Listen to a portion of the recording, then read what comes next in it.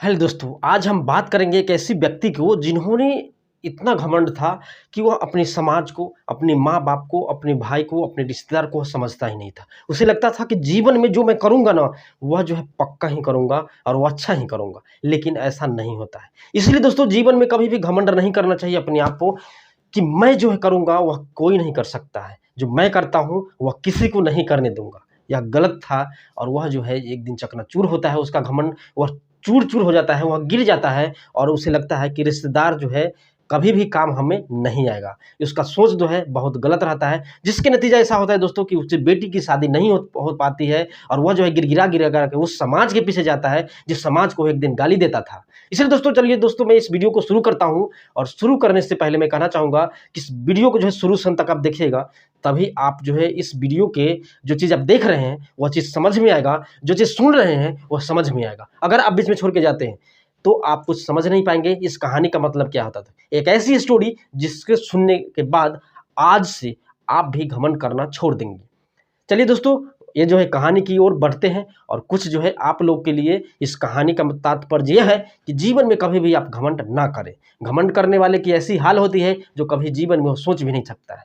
एक ऐसा समय होता है दोस्तों कि वह व्यक्ति जो है न रिश्तेदार को समझता है, न अपने माता-पिता को समझता है, न अपने बड़े बुजुर्ग को समझता है, न ही किसी को इज़्ज़त करता है। उसे लगता है कि हमारे रिश्तेदार जो है किस काम का होगा। उसको ये समझ में आता है जो रिश्तेदार हमें पैसे से मदद करता है, जो रिश्तेदार हमें डेली फ़ोन करता है, वही हमारा रिश्तेदार होता है। लेकिन जो साल में 1-2 बार फ़ोन करता है, वह जो है अपनी जान से मदद करता है, उसे लगता है जो यह इंसान जो है कुछ कर ही नहीं सकता है, वह समाज हमें लिए कुछ कर ही नहीं सकता है, वह रिश्तेदार हमारे लिए कुछ करता ही नहीं है। दोस्तों, किसी के भरोसे ज़िंदगी जीना और खुद से ज़िंदगी जीना, दोनों में फ़र्क होता है। तो इंसान को कभी भी उस व्यक्ति को समझ में ये नहीं आया था कि जो हम काम कर रहे हैं, जिस व्यक्ति को हम इज़्ज़त नहीं कर रहे हैं, जिस समाज को हम इज़्ज़त नहीं कर रहे हैं, क्या वह आगे चल के हमें इज़्ज़त देगा? नहीं। दोस्तों कि जिस समाज को आप इज़्ज़त देंगे, जिस व्यक्ति को आप इज़्ज़त करेंगे, वह भी आपको सम्मान करेगा। जिस व्यक्ति को आप सम्मान नहीं करेंगे, इज़्ज़त नहीं देंगे, तो आपको क्यों करेगा? तो इस व्यक्ति को इतना घमंड था कि वह समाज को नहीं, माने समाज को इज़्ज़त नहीं करता था, बड़े बुजुर्ग को रेस से बात करता था, अरे इधर सुनो, वो सुनो।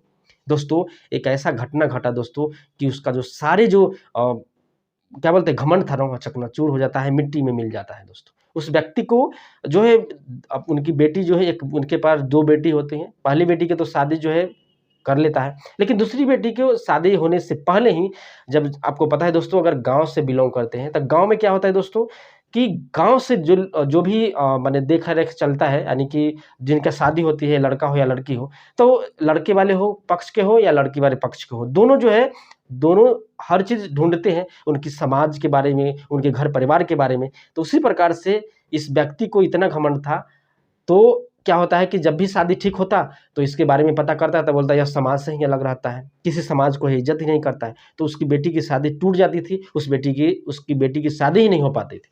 दोस्तों यह बंदा जो है 2 से 3 साल तक परेशान हुआ, लेकिन इससे शादी नहीं हो पाया क्योंकि जहाँ भी जाता था, वह जो समाज उसके बारे में पूछता, खोजता, ढूँढता, जी यह व्यक्ति करता क्या है? तो दोस्तों क्या होता है दोस्तों कि यह जो 5 साल, 6 साल जो है बहुत मेहनत करता है, लेकिन शादी बेटियाँ की नहीं हो पाती है। दोस्तों लास्ट में उसी समाज को, जिस समाज को यह गाली देता था, उसी समाज को, जिस रिश्तेदार को यह गाली देता था, जिस रिश्तेदार को लगता था जो इनका रिश्तेदार है, उनसे जैसे बात नहीं करता था, उनसे बात करता है, जिस रिश्तेदार से इसे फ्रिक्शन पैदा हुआ था, जिस रिश्तेदार को यह गाली देता था, उससे जाके माफ़ी माँगता है दोस्तों। उस समाज से माफ़ी माँगता है कि हमारी बेटियाँ की शादी नहीं हो रही है, आप लोग की सपोर्ट की ज़रूरत है। इसलिए दोस्तों क्या होता है, जब भी वह समाज, उनके रिश्तेदार जो है, सब लोग जो है उनको मदद करता है। उस व्यक्ति को जो जब वह पाँव पड़ता है, माने कि समझ लीजिए कि वो जब गिर जाता है कोई इंसान, तो माफ़ कर ही देता है। तो वह समाज माफ़ करता है, वह रिश्तेदार जो है माफ़ करता है और उसकी बेटी के लिए रिश्ता ढूँढते हैं और रिश्ता जो है 1 वीक के अंदर उसकी बेटियाँ की सारी चीज़ जो प्रक्रिया थी, शादी ठीक हो जाती है, शादी भी हो जाती है। तब उसे समझ में आता है कि समाज का वैल्यू क्या होता है। तब समझ में आता है जो उस रिश्तेदार का वैल्यू क्या होता है। तब समझ में आता है सो उस भाई का सपोर्ट क्या होता है। उस समाज से, जिस समाज को हम गाली देते थे, उस समाज के लिए हमारे समाज नहीं होंगे, हमारे आस-पड़ोस के लोग नहीं होंगे, हमारे घर वाले नहीं होंगे, तो आप अकेले कुछ नहीं कर सकते हैं। उस इंसान को यह लगा था कि अकेले हर चीज़ कर लूँगा, लेकिन ऐसा नहीं हो पाता है दोस्तों। इसलिए कभी भी घमंड नहीं करना चाहिए। आप जहाँ से जुड़े हैं, उस चीज़ का ख़्याल रखिएगा। आप जहाँ पे भी रह रहे हैं, वहाँ से बना के रखिएगा, वहाँ अच्छे ढंग से बात कीजिएगा, क्योंकि पैसा हर जगह काम नहीं देता है।